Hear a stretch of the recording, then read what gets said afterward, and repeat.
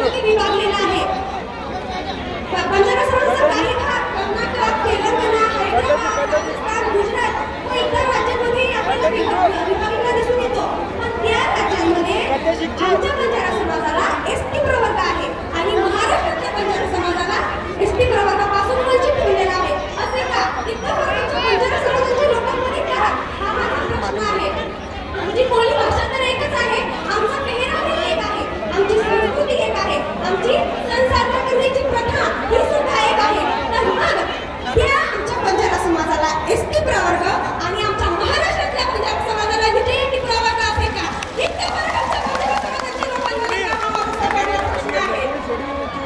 आज महाराष्ट्रामध्ये हैदराबाद केंद्रानुसार बंजारा समाजाला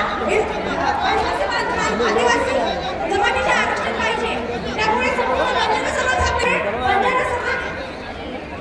बंजारा समाज आदिवासी बांधव यांची मागणी आणि सांगणं आहे की बंजारा समाज ही मागणी एसटी प्रवर्गाची मागणी ही संविधानिक आहे का?